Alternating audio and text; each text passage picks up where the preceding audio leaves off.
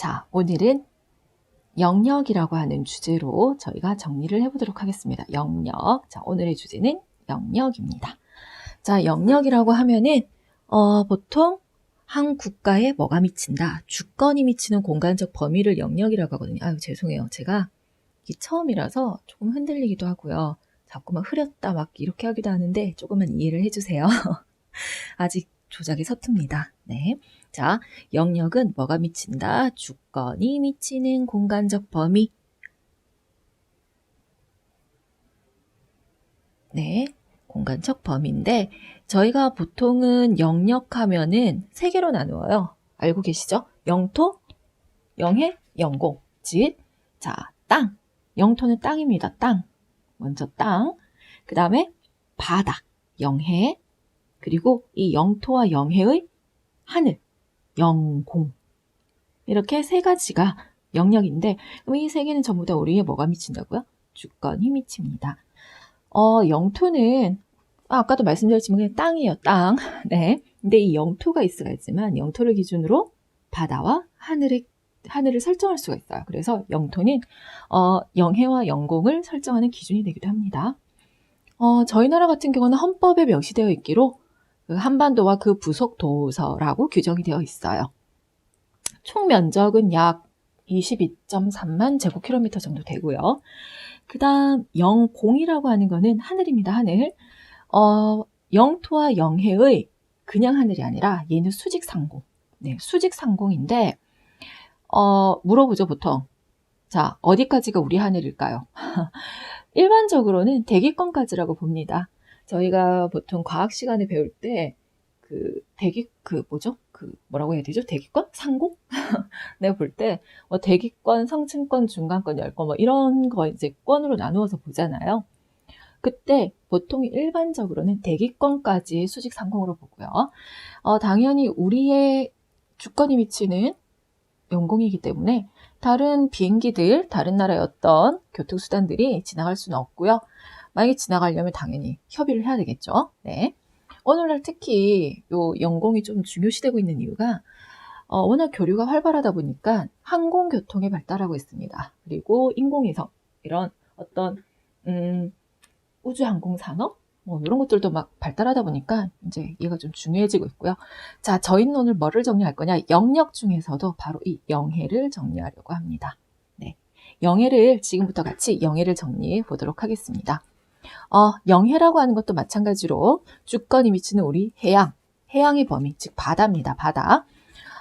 영해는 사실 영토는 기준을 잡기가 쉽죠. 보통은 지형지물로 기준을 많이 잡죠. 하천이나 산맥 이런 것들로 국가 간의 경계를 삼을 수도 있고요. 아니면은 위도 경도, 네, 이런 인위적인 경계도 삼기도 하는데 바다 같은 경우에는 도대체 어디까지가 우리나라 바다일까? 자, 그래서 그 영해 기준부터 저희가 하나씩 배워보도록 하겠습니다. 먼저 영해 기준을 잡는 방법이 두 가지가 있어요. 자, 지금부터 영해입니다. 영해. 네. 자, 영해 먼저 기준부터 볼게요.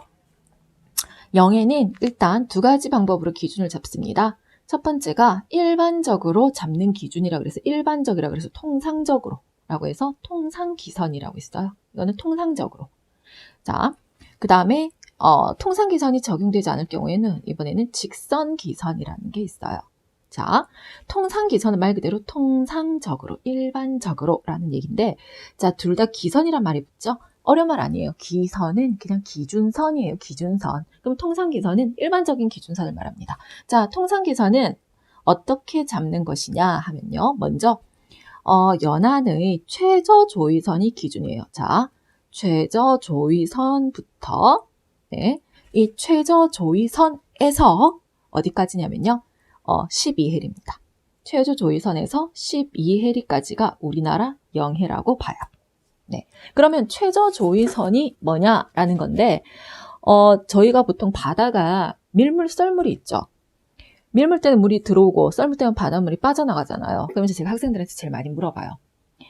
자, 이제 우리나라 요 영해 기준 잡을 때, 통상기선 정할 때 밀물, 썰물 둘 중에 하나를 가지고 기준을 잡는다. 과연 어떤 거를 기준으로 잡을까요? 라고 물어보면 근데 학생들이 되게 고민을 하는데 가만히 생각해보면 썰물 때가 제일 좋죠. 썰물 때는 물이 빠져나가잖아요.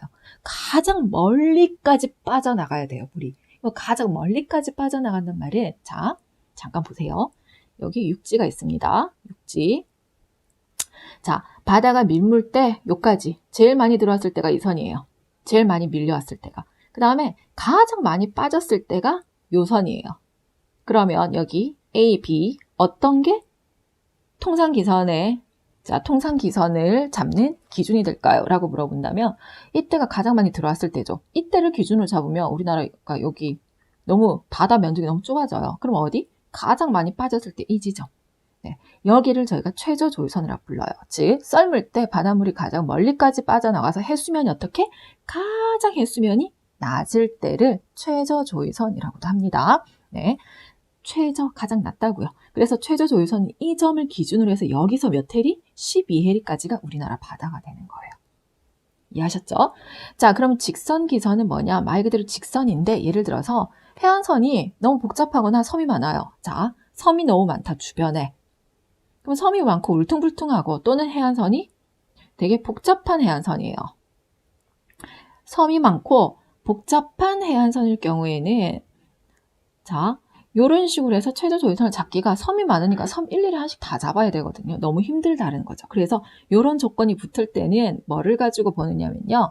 자, 가장 외곽에 있는 섬들을 연결을 합니다. 그래서 최외곽, 가장 외곽에 있는 섬이죠. 섬도자, 도서. 여기를 직선으로 이어요.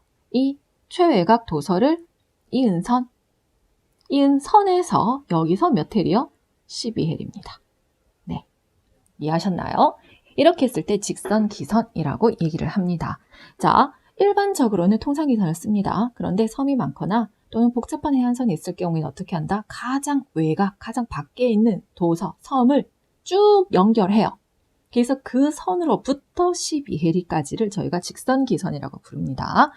그러면 우리나라 우리나라 지도같이 필요하네요. 잠시만요. 아이고. 자, 우리나라 지도를 잠시 가져오겠습니다. 짜잔, 보이시나요? 네. 자, 우리나라 잘 보시면 여기 동해는 이렇게 약간 단조롭죠? 그러니까 단조롭단 말이 그냥 이렇게 밋밋해요. 네. 단조롭죠? 그런데 이쪽 서해는 어땠죠? 저희가 울퉁불퉁하고 사실은 여기도 섬이 엄청 많아요. 그러면 이렇게 밋밋한 곳은 요 가장 최저 조위선으로부터 12해리까지 연결한 선을 영해라고 보고요. 이렇게 울퉁불퉁 해안선이 복잡하거나 섬이 있다면 가장 밖에 있는 섬들을 연결한 선에서 12해리를 잡습니다. 그것을 직선기선이라고 합니다. 그럼 실제로 그림을 잠깐 볼 건데요. 제가 주로 공부하는 책이 자, 많이 보셨을 거예요. 자, 제가 잠시 EBS 교재를 가져왔습니다. 네, EBS 한국지리 교재인데요. 보이시나요? 네, 잘 보여야 될 텐데. 자, 우리나라 여기 지도 보이시죠? 요거를 보셔야 합니다. 자, 우리나라 동해안 같은 경우에는 해안선이 단조로워요. 밋밋해요. 그냥. 그래서 여기서는 최저 조위선을 기준으로 어떻게 해요? 12해리를 잡아요. 이해하셨죠? 그래서 여기가 우리나라, 여기 점선 보이시죠? 여기가 우리나라 영해가 됩니다. 근데 서해안 같은 경우에는 엄청 울퉁불퉁하고요. 여기 보면 섬이 있어요. 뭐 소령도, 그다음 뭐 어청도 그다음에 고서, 홍도 등등등 섬이 있거든요. 이 가장 밖에 있는 섬들을 이렇게 선으로 연결했죠. 네, 최외곽 도서를 섬으로 연결했어요.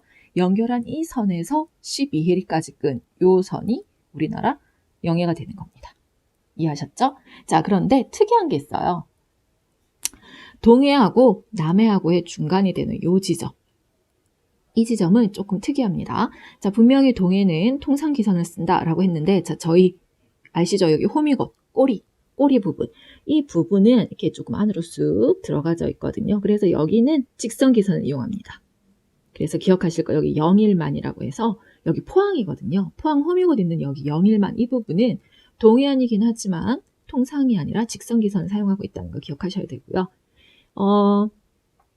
밑에 오시면 부산 위에 울산이 있잖아요. 여기 울산만 있는 부분도 조금 울퉁불퉁하거든요. 그래서 울산만 있는 이 부분도 직선기선을 이용하고 있습니다. 동해 쪽에 들어가긴 하는데 통상이 아니라 직선기선 쓰고 있어요. 그래서 여러분들이 기억하실 거, 자, 동해에서도 영일만과 울산만은 뭐를 이용한다? 네, 직선기선을 쓰고 있어요. 그 다음 이제 기억하실 게 여기 부산인데, 부산이 남해하고 동해하고의 딱 경계 중간쯤 되는 여기 대한해협이 있거든요. 대한해협은 12해리가 아니고 3해리를 쓰고 있습니다. 이유는 여기 대한해협에서 여기 보면 여기 이 섬이 대마도예요. 대마도. 대마도는 우리나라 땅이 아니고 일본 영토로 되어 있죠. 그런데 거리상으로 보면 사실은 일본보다 우리나라하고 더 가깝습니다. 특히 부산에서는 보여요. 날이 좋으면. 네. 그래서 이 대마도가 이제 일본 영토인데, 일본도 분명히 이 대마도 섬을 기준으로 해서 자신들의 영해를 설정하겠죠. 일본도 영해를 설정하고 우리도 영해를 설정해버리면 영해가 겹쳐버려요. 그게 겹치게 되면 아무래도 문제가 생겨요. 그렇기 때문에 자, 요 대한해협 부분은 일본하고 서로 이제 협의를 해서 몇 해리다? 3해리로 정했다는 거. 네, 요거는 기억을 좀 해주셔야 합니다. 네, 그럼 잠시 치우고 다시 개념 정리를 같이 해볼게요. 자, 그러면 우리나라 영해를 정리해 봅시다. 자, 그러면 우리나라 같은 경우에는 자, 지도 가져오겠습니다. 짜잔. 네. 자, 지도 등장. 자, 우리나라는 어디가 직선기선이고 어디가 통상기선이라고 그랬죠? 자, 여기 동해 부분. 자, 동해는 최저조위선에서 얼마요? 최저조위선에서 12해리까지 해서 이렇게 영해를 설정한다라는 거 기억하시고요. 네. 그 다음에 여기 보면 울릉도 독도가 있어요. 당연히 울릉도 독도 같은 경우에도 무슨 선을 쓰죠? 여기 울릉도 독도, 여기도 무슨 기선이다? 얘네도 통상기선을 씁니다. 통상기선. 네. 그 다음에 여기 뭐죠? 제주도도 무슨 기선이라고요? 통상기선입니다. 자, 그럼 통상기선을 정리하면 어디요? 우리나라 어디? 동해 대부분. 네. 그 다음에 여기 울릉도, 그 다음에 어디요? 독도, 그리고 제주도. 자, 요 세 개는 공통적으로 무슨 기선을 쓴다고요? 통상기선을 씁니다. 하지만 여기 아까 말씀드렸죠? 여기 무슨 만? 여기가 영일만이에요. 자, 영일만. 그 다음에 영일만 밑에 보면 울산만 있어요. 울산만. 자, 요 둘은 무슨 기선을 쓴다고요? 동해지만 얘네 둘은 뭐다? 바로 직선기선을 쓴다라고 말씀드렸죠. 그 다음 여기 저희 서해안 쪽은 뭐다? 여기 섬들을 쫙 연결을 해요. 최외곽 섬들, 가장 바깥에 있는 섬들을 연결한 선. 자, 그 연결한 선, 이 선을 기준으로 해서 얼마요? 12해리를 꺼서 영해를 이렇게 설정한다라는 거. 보통은 저희 서해도 그렇고요. 여기 서해랑 그 다음에 남해. 여기 남해가 무슨 기선이다? 네, 직선 기선을 이용하고 있습니다. 자, 다시 한 번 더 정리할게요. 네, 이거는 외우셔야 됩니다. 자, 지금부터 암기 들어갑니다. 암기. 우리나라 영해를 볼게요. 자, 우리나라 영해. 자, 우리나라 영해는 일단 통상기선을 쓰는 곳은 어디다? 자, 다시 정리를 하면 통상기선은 뭐죠? 최저조위선에서 12해리입니다. 네, 통상기선은 어디? 우리나라 일반적으로 동해안.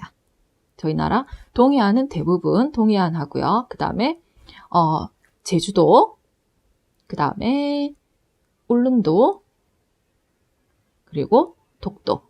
네, 여기는 대부분 다 통상기선을 쓰고 있다고요. 그럼 통상기선은 다시 정리하면 뭐부터요? 기억하시다. 최저조위선. 최저조위선이 뭔지 모르겠다 그러면 썰물, 물이 가장 많이 빠졌을 때, 해수면이 가장 낮을 때. 네, 자, 그거 기억하셔야 됩니다. 해수면이 가장 낮을 때 거기서부터 몇 해리요? 12해리를 기준으로 하고 있다라는 거 기억하시고요. 자, 그 다음 직선기선. 자, 저희 나라 직선기선은 주로 어디라고요? 저희 나라 서남해안. 네, 저희 나라 서남해안은 대부분 직선기선. 그런데 여기서 기억하실 거. 자, 그리고 동해안의 일부 지역. 자, 기억하셔야 됩니다. 동해안 일부. 동해안 일부라고 했을 때, 자, 기억하실 거 어디요? 영일만 기억하세요. 자, 저희 나라 지도에서 동쪽에 포항 쪽에 꼬랑지 부분, 꼬리 부분.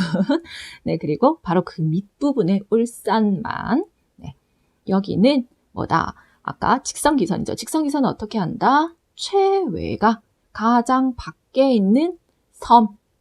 이 섬을, 도서를 이은 선. 이은 그 선에서부터 몇 해리요? 12해리. 자, 그런데 특이한 게 있습니다. 저희 나라. 자, 특이한 거 뭐가 있느냐? 바로 대한해협은 독특하다 그랬죠? 자, 대한해협은 기억하실 거. 대한해협 같은 경우에는 아까 저희 일본에 대마도하고 있기 때문에 여기는 뭐냐? 대마도도 역시 여기도 직선기선이에요. 왜냐하면 남해안 쪽이니까 대한해협은 기억하실 거. 직선기선을 씁니다. 그런데 몇 해리다? 얘는 3해리다라는 거. 자, 요거는 무조건 암기 들어가셔야 합니다. 외우셔야 합니다. 열심히 외우세요. 네. 자, 그러면 요거를 이제 했으면 그 다음 볼 게 뭐냐면 저희가 특이한 게 있어요. 배타적 경제 수역이라고 하는 것을 잠깐 보셔야 됩니다. 자, 영예를 봤으면 역시 시험에도 많이 나오는 것 중에 하나가 바로 배타적 경제 수역이에요. 자, 배타적 경제 수역. 그대로 해석을 해볼게요. 등배차, 배타적이다. 네, 제가 보통 학생들한테 얘기할 때 경제수역 하면은 시험에서 많이 나오는 게 이 배타적 경제수역에서 연안국이 할 수 있는 권리와 타국이 할 수 있는 권리, 할 수 없는 권리 이런 것들을 많이 물어보거든요. 그러면 제가 하나만 기억하라 그러고 하거든요. 이 경제. 자, 경제가 들어가요. 경제가 들어가면 무조건 돈입니다. 돈. 저희가 어떤 이익을 누릴 수 있는 것들은 다 연안국이 가진다. 이 얘기인데 자, 일단 배타적 경제수역이 뭔지부터 보셔야 되겠죠. 아까 제가 말씀드린 것처럼 우리가 영해를 정하고 나요. 각 전 세계 나라들이 영해를 설정하고 나면 그 바다들이 비는 부분들이 많거든요. 근데 이제 바다에서 얻을 수 있는 여러 가지 혜택이나 권리들이 많습니다. 그러다 보니까 영해가 아닌 다른 바다에서 예를 들어서 어떤 권리나 혜택을 가지려고 할 때 나라들끼리 싸울 수가 있잖아요. 그래서 배타적 경제수역이라 그래서 뭐를 정하냐면요. 자, 각 나라들이 자기 나라의 영해를 정했죠. 그러면 영해 기선에서부터, 자, 영해 기선이 뭐죠? 기선이 기준선이죠. 영해를 정한 기선에서부터, 여기서부터 무려 200캐리. 자, 200캐리까지의 200캐리 수역 중에서요. 바다 중에서 뭐를 빼느냐? 영해를 제외한 수역이에요. 영해를 제외한 수역. 이 수역을 배타적 경제 수역이라고 해서 여기서는 뭐를 주냐면요. 바로 연안국에게 자, 연안국이란 말은 가장 가까운 나라에게 여러 가지 경제적 권리를 줘요. 연안국의 경제적 권리를 보장해 주는 겁니다. 자, 그러면 무슨 말이냐? 경제적 권리라고 하는 것은 바다에서 할 수 있는 거. 예를 들면 바다에 있는 천연자원, 돈 되죠. 경제니까. 천연자원을 저희가 탐사도 할 수 있어요. 저희 배타적 경제수역에서. 그 다음에 그걸 개발도 할 수 있고요.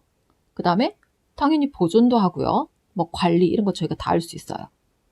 그리고 당연히 바다니까 어업활동 당연히 합니다. 그럼 거기에 있는 여러 가지 수산물, 물고기 잡이 다 우리예요. 예를 들어서 우리나라 배타적 경제수역에서 다른 나라가 물고기 잡이 한다. 절대 안 됩니다. 그 다음 환경보도 당연히 해야겠죠. 네, 배타적 경제수역이라서 무조건 이익만 챙기는 게 아니라 그 바다를 보호하는 거, 그 다음 또 그 바다에 뭐 예를 들어서 인공섬을 설치한다. 뭐 등등등 하여튼 어떤 경제적인 권리와 관련된 모든 것들은 그 연안국에게 우선권을 준다. 이런 얘기예요. 그게 배타적 경제수역입니다. 그 다음 하나 더. 그럼 이 배타적 경제수역에서 다른 나라는 그러니까 타국은 뭐냐? 타국 같은 경우에는 타국의 선박이나 항공기는 자유롭게 다닐 수는 있어요. 왜냐하면 배타적 경제수역이 경제적 권리를 보장하는 거지 주권이 있는 게 아니거든요. 영해는 아닙니다.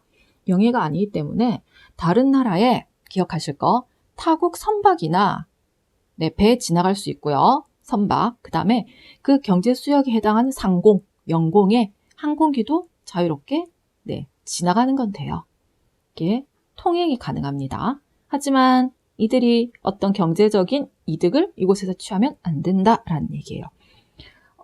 여기서 조금 하나 아셔야 되는 게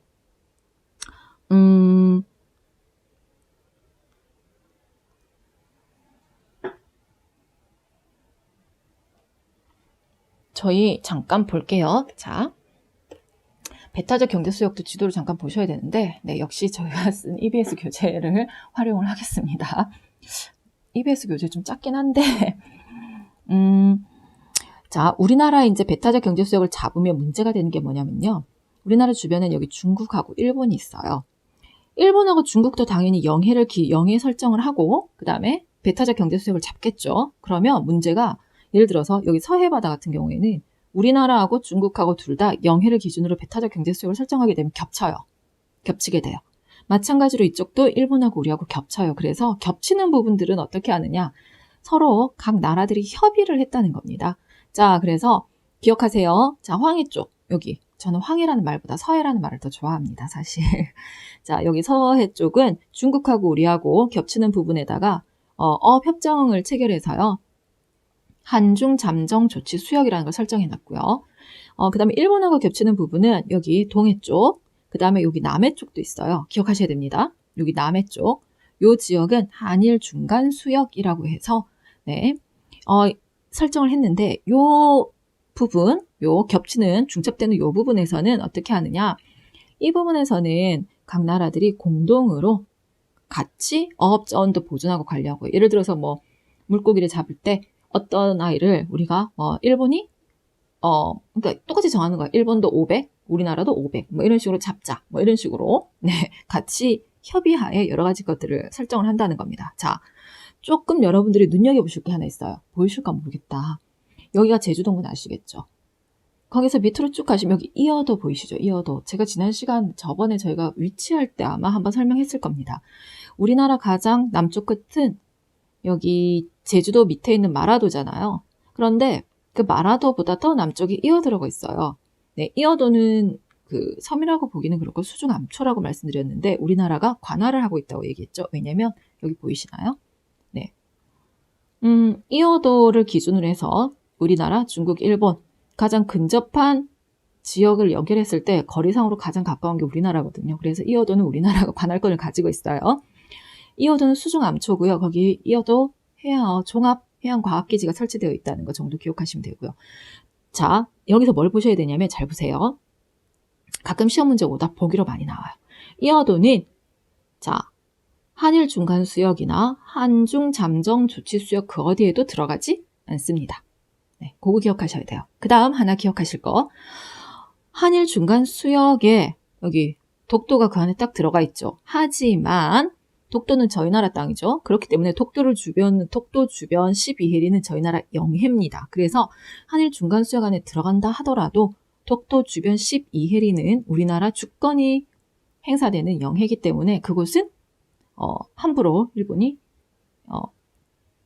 올 수가 없다는 거, 네, 그거 기억하셔야 된다는 거. 그래서 요 지도가 많이 나와요, 시험에서. 그래서 이런 것들을 좀 기억을 잘 하셔야 되거든요.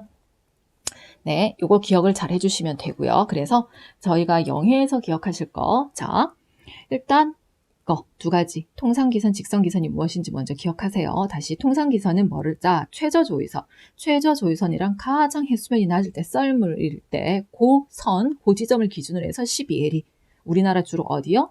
동해안, 제주도, 울릉도, 독도. 그 다음 직선기선은 섬이 많거나 해안선이 복잡할 때 가장 외곽에 있는 섬들을 연결한 선을 기준으로 해서 12해리다. 우리나라는 서남해안과 그 다음에 동해안 일부 지역, 영일만하고 울산만. 이런 곳은 12해리. 단 특이하게도 대한해협 같은 경우에는 일본하고 영해가 겹치기 때문에 몇 해리로 한다? 3해리로 한다라는 거 기억하시고요. 그 다음 배타적 경제수역이 있다고 말씀드렸죠. 영해 기선을 기준으로 해서 200해리까지 중에서 영해를 제외한 수역을 말하는데 이 배타적 경제수역은 가까이 있는 연안국 가장 가까운 나라의 경제적 권리를 보장한다는 거예요. 그럼 다른 나라의 선박이나 항공기 통행은 가능합니다. 네. 그 다음 제가 또 하나 설명드리고 싶은 거는 저희 이제 무해통항권이라는 게 있어요. 자, 여기 단어 이제 질의하시면서 용어 정리를 많이 하셔야 돼요. 자, 이것도 보기에 많이 나와요. 무해통항권이라고 합니다. 네. 자, 별로 어려운 말은 아니고요. 보세요. 없을 무, 해를 끼치지 않는다면 통행할 수 있다라는 겁니다. 기본적으로 국제법상 다른 국가의 선박이나 이런 것들이 만약에 예를 들면 쉽게 말하면 우리나라 영해는 기본적으로 우리나라 주권이 미치는 공간이기 때문에 다른 나라 배가 들어올 수가 없어요. 그런데 그런 식으로 해버리면 사실은 선박들이 전 세계가 무역을 할 때 배를 이용해서 이제 갑자기 말이 자꾸 안 나오죠. 해상 수송을 많이 하거든요. 그런데 그런 영해가 설정이 돼버리고 영해에 그 어떤 선박들도 이동을 못하게 돼버리면 사실은 그런 이동에 있어서 제한이 많이 걸린다고 합니다. 그래서 일반적으로는 외국 선박에게 인정을 해줘, 이것을. 외국 선박에게 인정해주는 권리 중에 하나인데, 단 조건이 뭐냐면요. 자, 해를 끼치지 않는다면 외국 선박이 뭐 할 수 있다? 우리나라 영해를 통과할 수 있다. 영해를 통과할 수 있는 권리입니다. 이것을 인정해준다는 거. 이것도 시험 문제에 보기에서 한 번씩 나오니까 이 정도 기억을 좀 해주시고요. 네. 자, 그 다음은 저희가 뭐를 볼 거냐면요. 간단하게 아까 독도 잠깐 봤잖아요. 독도. 그래서 독도 이야기를 조금 해볼까 해요. 독도를. 독도는 뭐 다 아시니까, 그죠? 독도는 우리나라 자, 독도 봅시다. 독도는 특징 같은 거 간단히 적으면 우리나라 가장 뭐죠? 배웠어요. 가장 동쪽, 최동단. 가장 동쪽이고요. 그래서 도로 치면은 기억하실 거 경상북도에 들어갑니다. 네, 경상북도 소속이에요. 경상북도. 요 정도는 기억해 주셔야 되고요. 그 다음에 동도, 서도 비롯해서 그 주변에 섬이 엄청 많죠. 그 다음 화산이죠. 제가 다음에 정리를 한번 엄청 빡세게 해야 됩니다. 네. 신생대, 네. 신생대 화산 활동으로 만든, 특히 해저 화산 활동이에요. 신생대 해저, 바다에서 화산 활동으로 만들어진 신생대 해저 화산 활동으로 이루어진, 네, 화산섬입니다. 실제로 본체가 바다에 엄청 크다고 얘기하죠. 그 화산섬에 섬 봉우리만 딱 바다 위로 올라와 있는 거니까. 그리고 울릉도 제주도보다 먼저 만들어졌어요. 얘가 독도가. 네, 기억하세요. 자, 울릉도 제주도보다 먼저 형성되었다라는 거. 먼저 형성. 요게 포인트. 그리고 또 기억하실 게 경사가 급합니다. 네. 전체적으로 특징들 경사가 급해요. 보통 저희가 경사가 급한 화산을 종상화산 이렇게 얘기하는데 울릉도 독도가 경사가 급한 화산이죠. 그 화산을 만든 그 기반함 자체가 안산함 조면함질로 이루어져 있기 때문에 유동성이 작아요. 네, 유동성이 작고 점성이 큰 그 용암으로 만들어진 화산이라서 경사가 급합니다. 그리고 독도의 가치는 대부분 다 아실 거예요. 가치 중에서 저희가 먼저 이거 조경수역이라는 단어. 자, 조경수역은 바다에서 저희가 바다가 난류하고 한류가 있잖아요. 난류, 한류가 만나는 곳을 조경수역을 하는데 보통 조경수역은 난류, 한류가 만난다. 우리나라 동해가 그래요.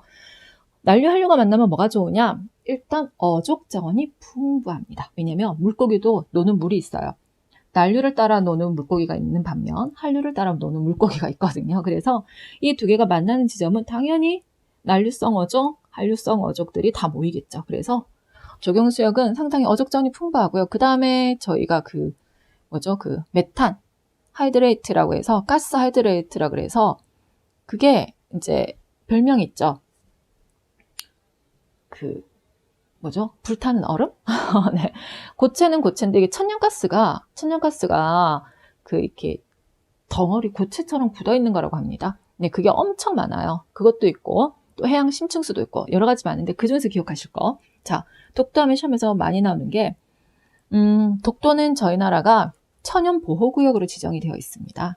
천연보호구역이에요. 뭐가 오답보기로 많이 나오냐면요. 세계 자연유산으로 지정되어 있다. 이렇게 많이 나오는데 세계 자연유산으로 지정된 건 제주도입니다. 제주도가 세계 자연유산이죠.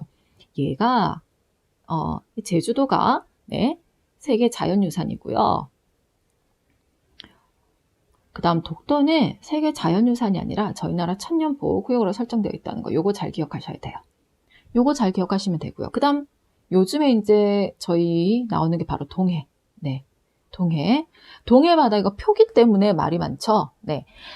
동해 바다는 저희가 한반도, 러시아, 일본 이 주변으로 둘러싸여 있는데 이 동해 표기를 가지고 얘기를 많이 합니다. 실제로 고지도에서 독도하고 동해 표기 비율 이런 것들이 있는데 사실은 우리가 동해라는 명칭을 사용한 것 자체가 일본보다 훨씬 앞서 있어요.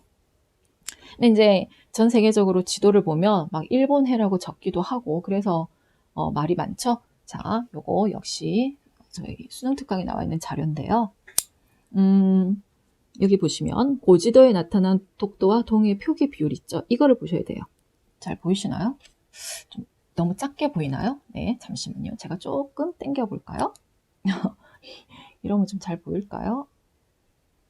네, 보이죠? 네, 됐네요. 네. 고지도에 나타난 독도와 동해의 표기 비율을 보시면, 자, 독도하고 동해가 표기하는 겁니다. 한국식 지명이 훨씬 많네요.